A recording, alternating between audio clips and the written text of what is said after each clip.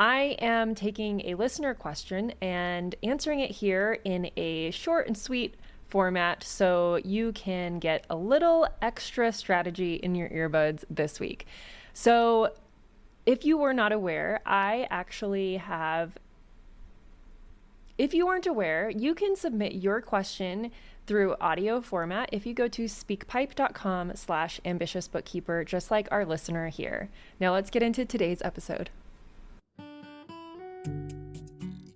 Hey, and welcome to the Ambitious Bookkeeper podcast. I'm Serena Shoup, CPA, a mom of 3, and I've been running a virtual bookkeeping business from my home since 2017. You are in the right place if you are a bookkeeper, accountant, or an accounting student, and you believe and know in your heart that your purpose is bigger than sitting in a cubicle. If you're ready to learn some actionable tips and strategies for starting and growing your accounting business, then I hope you stick around.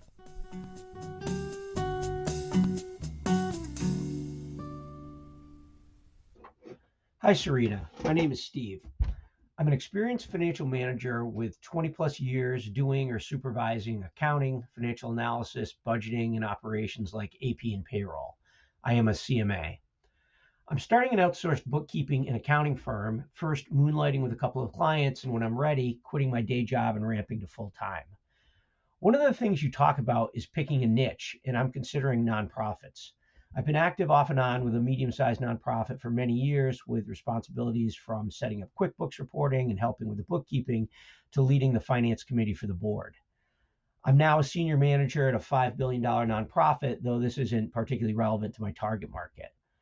Do you have any thoughts on nonprofits as a niche?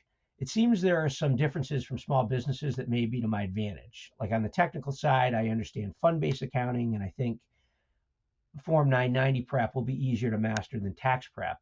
I also have a lot of experience in internal controls, which is often a need at smaller nonprofits, and I've worked with a lot of boards. On the negative side, I wonder about the scalability of these services as opposed to straight up bookkeeping and accounting. And another disadvantage is that nonprofits often expect discounted fees despite the fact that their requirements are more complex. So I'd love to get your thoughts and any advice you might have about this area. Thanks. Hey, Steve, and thank you so much for submitting your question today. This question about nonprofits being a viable niche has actually recently come up in our community live Q&As. So if you haven't listened to our most recent live Q&A here on the podcast, go ahead and scroll back and take a listen. But today I'm actually going to dive a little bit deeper. So if you did listen to that episode, you're in the right place either way.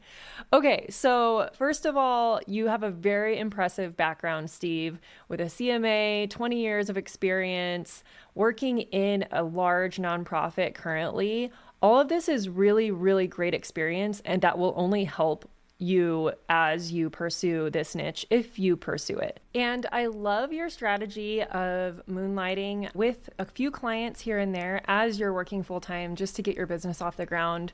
I think that's a strategy a lot of us accountants prefer to use. We're a little risk averse. And then your depth in internal controls, your board experience, and experience with fund accounting is highly, highly valuable in the nonprofit space, as you probably are well aware. And so those things alone are going to set you apart. And if you enjoy the nonprofit niche, I personally say go for it. Now let's address some of your concerns in a minute, but first I'm going to again reiterate the pros of you actually moving forward with the nonprofit niche. You already have really deep expertise in this niche, and it's going to quickly build trust with the nonprofits that you come in contact with. Like I said before, fund accounting is kind of complex, and a lot of people haven't learned it, don't care to learn it. I learned it in college and did a little bit of it early on in my career, but it's not something I've kept up with. So I would be nervous to tackle a nonprofit at this stage in my career. So the fact that fewer people understand fund accounting really well, you have a major technical advantage here, especially with those larger nonprofits. And I'm going to keep reiterating working with larger nonprofits because as we get to some of the challenges with nonprofits, like you mentioned, a lot of people tend to think that nonprofits are going to want to pay less. So we're going to dive into that in a moment. Your board experience is absolutely a differentiator here. Many nonprofit bookkeepers don't know how to speak to boards or speak the board language, and the fact that you have set up finance committees for boards is great experience that you can bring to the table and maybe even include in your packages. And your internal control implementation is super critical in nonprofits and all businesses, to be honest. And this positions you more like a CFO or a, controller type position when you're interacting with the boards. And again, is only going to set you apart and show the real value that you bring. Like we were talking about before, a lot of nonprofits are bootstrapped, but a lot of them have grant funding and they actually have the budget for this position, for the accounting role, for a CFO role. So I believe this actually creates an advantage and opportunities for you as you are going out there and networking and making this your niche. I also think that it's a little less competitive when it comes to marketing because there are fewer bookkeepers and accountants who specialize in nonprofits. And so again, you're going to be setting yourself apart. Now let's get into some of the challenges that you brought up, like maybe nonprofits are expecting discounted pricing. I would address this with value-based pricing, where you're not pricing based on the time you're spending or maybe the volume of your work, but instead you're basing your pricing on the value that you're bringing with all the things that we talked about at the top of this episode, all of your experience. That's what they're getting when they work with you. And so make sure that you price based on that as your package, right? That you are very well versed in nonprofits and you bring a lot of experience to the table. Now, you also addressed your concern about maybe this isn't a scalable niche, but just like with any niche, you will have efficiencies no matter what niche you choose. So this advice goes to anyone listening, even if you're not interested in the nonprofit niche. This is across the board. This will help you. So number one, make sure you're creating processes and a common tech stack for your future team. If you don't have one right now, plan for it, right? If you really want to scale your firm, the only way to do so this day and age is either by automating or growing your team, or probably both. So making sure that you're setting up as many automations as you can from the get-go and creating your standard operating procedures, which you probably have experience with as well in your 20 plus years of experience. And then I want you to start also thinking about where you amassed your experience and making lists of ways that as you bring on team, you can share resources and things that have helped you learn what you know along the way. And then be willing to mentor and train your team. So maybe you get someone on your team that doesn't have experience in nonprofit bookkeeping, but you have the experience, so you can teach them along with your ability to mentor and lead, as well as the standard operating procedures that you're going to be creating. And then think about your values, your core values as a human, and what types of people you think you want to work with so that you attract the right team and talent from the beginning that are also going to be passionate about helping the nonprofits that you are helping work with. Next, I want you to consider productizing your services. And this basically just means creating packages so that you're not recreating the wheel every time you go to the table at a nonprofit to propose your services.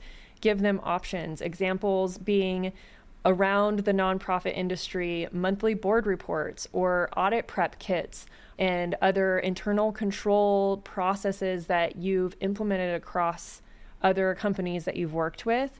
My last point here is you can scale if you specialize in a software. So choosing early on, maybe not right off the bat, but early on, which software you want to be working in with your nonprofits. So that one simple thing of choosing one software as you are growing is going to greatly improve your scalability. Now, the last challenge, I don't know if you mentioned it, but board involvement in companies like this, or larger companies with a board or nonprofits with a board, can slow down decision making. So your experience with boards actually gives you a competitive edge because you understand how they work. So you can help streamline that approval process by educating the nonprofits and providing clear board-friendly reporting and a whole proposal process because you already have inside knowledge to this. So all in all, I do think that you should pursue this niche if you're passionate about it. If you're not passionate about it, and this is just, you're asking these questions because you have the experience, maybe it's not the right move, but it sounds like you're passionate about it. It sounds like you want to stay in the nonprofit sector. So I say go for it. And like I said before, consider focusing on maybe those mid-size nonprofits, the ones that have the funding and have budgets, where your impact is going to be more tangible, and maybe they also won't have in-house finance teams. So you got to find that sweet spot. You probably know better than I do, and anyone listening, because you've been in the industry for so long, where that shift tends to happen. Where do boards actually start internalizing the accounting function, and find that little slice of the nonprofit sector that has the budget but has not gotten to the point where they're internalizing that function. And then identify specific types of nonprofits that you enjoy and that you're passionate about to make the networking and marketing easier, and continue to network via your board member groups, your local nonprofit associations, and maybe even grant consultants, because I'm sure you already have a network of people from the nonprofit industry. So start networking with them. Even if you're not telling them yet that you are doing this, just start building those relationships now, and so that you're top of mind. And when things come up, you might hear about them. I have pretty much a couple little points to cover. When you do start entering this as a niche, you can offer workshops and webinars on topics like internal controls for nonprofits, or some other thing that you have found to be really helpful as you've been working with nonprofits in their success. Maybe how to read financials, reading financials for boards, because board of directors of nonprofits, as we all know, most of us know, they're volunteer board positions. And a lot of people come to these boards without actual expertise and understanding about reading financial statements. So the more that you can educate people and connect with them in that space, the better. And then keep your services productized, like we talked about, and a little bit flexible. So basic bookkeeping plus optional upgrades like audit prep, or restricted fund tracking, or budget to actual reporting, wherever you think the need is there for that little slice of the nonprofit sector that you are going to target. So thank you so much, Steve, for submitting this question, and thank you all who have submitted questions in the past. Don't forget, if you would like to submit your own question like this and have me answer it on the podcast and here on YouTube, go to speakpipe.com/ambitiousbookkeeper, and we'll see you next time on our next episode. Thank you to everyone who helps make this podcast possible. Content and interviews are produced by me, Serena Shu. Our intro and outro music is written and performed by my brother, Ian Gilliam. Editing is also by Ian, using his awesome sound engineering skills along with Descript software. Hosting and publishing is by Buzzsprout, and you can check out the show notes for links to all of these amazing resources and resources mentioned in the episode. Be ambitious.